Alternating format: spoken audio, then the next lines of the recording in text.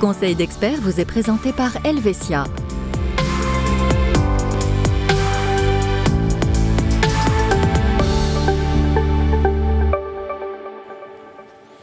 Bonsoir à tous, bienvenue dans Conseil d'experts, votre nouvelle émission dédiée aux questions des assurances. Et pour ce premier épisode, on évoque une assurance incontournable, la responsabilité civile privée. On en parle avec notre experte Fanny Morard. Bonsoir Fanny. Bonsoir Nasrat. Alors je disais une assurance incontournable que cette RC privée, pourtant elle n'est pas obligatoire. Alors effectivement, elle n'est pas obligatoire, mais ce n'est pas pour autant qu'elle n'est pas très utile.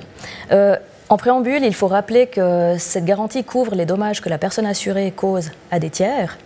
Alors elle est très utile lors de la conclusion de nombreux contrats et souvent exigée, notamment par rapport au contrat de bail ou si vous souhaitez inscrire vos enfants à la crèche.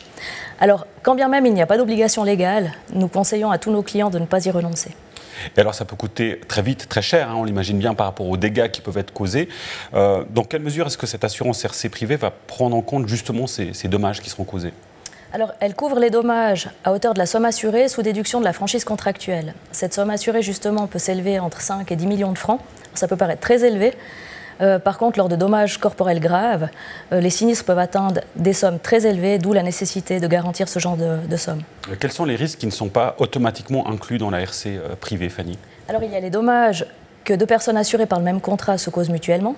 Il y a les dommages qui surviennent en tant que conducteur et détenteur de véhicules à moteur. Donc ça, c'est l'assurance responsabilité civile de la voiture qui entre en ligne de compte. Il y a également les dommages que vous pouvez causer dans le cadre de votre activité professionnelle ou les dommages causés au matériel et appareils fournis par l'employeur dans le cadre de l'activité professionnelle. Alors certains assureurs proposent également de couvrir l'utilisation de véhicules à moteur de tiers. Cette garantie, je tiens à le dire, elle ne se substitue absolument pas à l'assurance responsabilité civile véhicule à moteur, comme je le parlais précédemment.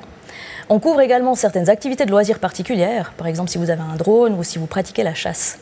Et ça, c'est important dans ce cas-là d'avoir une assurance spécifique pour ces activités-là. Ce n'est pas forcément inclus justement dans la RC privée. Et alors, cette liste n'est évidemment pas exhaustive. Si vous avez des doutes par rapport à la couverture, nous vous conseillons de contacter votre assurance qui se fera un plaisir de vous renseigner. Il est là effectivement pour ça, pour conseiller et pour guider justement sur les différents éléments liés aux polices d'assurance précisément. Fanny, c'est la rentrée des classes depuis peu. On va évoquer un peu les enfants. D'abord, premier cas de figure, l'enfant qui se rend à l'école, s'il commet un dégât sur la route, sur le chemin de l'école, est-ce que c'est couvert ? Alors bon, déjà ce qu'il faut dire, c'est que chaque cas est unique. Et l'assureur doit examiner méticuleusement ce cas, justement, du point de vue de la couverture et de la responsabilité. Alors, au sujet de la responsabilité, justement, de manière générale, c'est l'auteur du dommage qui est en principe responsable. Quand l'enfant est l'auteur du dommage, il convient de déterminer s'il est capable de discernement. Alors, on parle de capacité de discernement si l'enfant prend toute la mesure de ses actes et s'il agit de son propre chef. Il y a également les parents qui ont un devoir de surveillance, bien sûr dans les limites du raisonnable. Et puis dans un cas survenu sur le chemin de l'école, il se peut que la commune, selon les circonstances, puisse être également tenue pour responsable. Il y a des cas particuliers évidemment dans chaque cas de figure précisément. Alors maintenant, l'enfant est arrivé à l'école. S'il commet cette fois-ci un dommage, imaginons pendant la récréation, dans la cour de l'école, comment ça se passe dans ce cas-là ? Alors, dans la cour de l'école, de nouveau, c'est toujours la même chose, c'est difficile de donner une réponse très tranchée, mais en général, comme je le disais avant, c'est l'auteur du dommage qui est en principe responsable, et c'est là qu'entre la couverture responsabilité civile privée, qu'elle rentre en ligne de compte. Pour qu'un enfant puisse être tenu responsable au sens de la loi, il faut qu'il puisse être capable de discernement. Alors cela peut causer certains problèmes, justement, dans ce genre de cas. C'est pourquoi les assureurs couvrent l'enfant, quand bien même celui-ci n'est pas capable de discernement et quand bien même celui-ci ne peut pas être tenu responsable aux yeux de la loi. Et une dernière chose, Fanny, vous évoquiez l'importance de la RC privée dans le cas d'un contrat de bail, par exemple. Là, on parle de la RC ménage, en l'occurrence. Qui est inclus dans le ménage? Alors, évidemment, toute la famille. Est-ce que les animaux de compagnie sont compris comme étant des membres du ménage?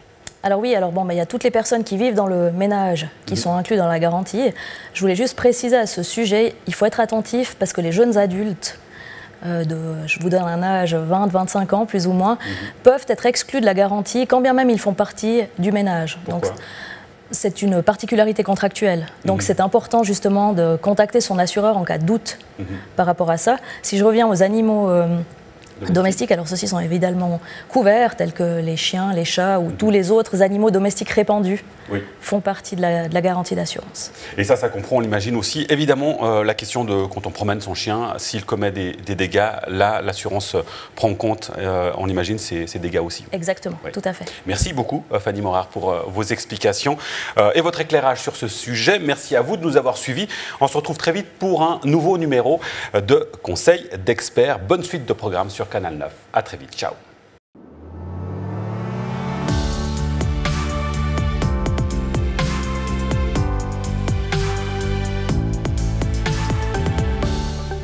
Simple, clair, Helvetia.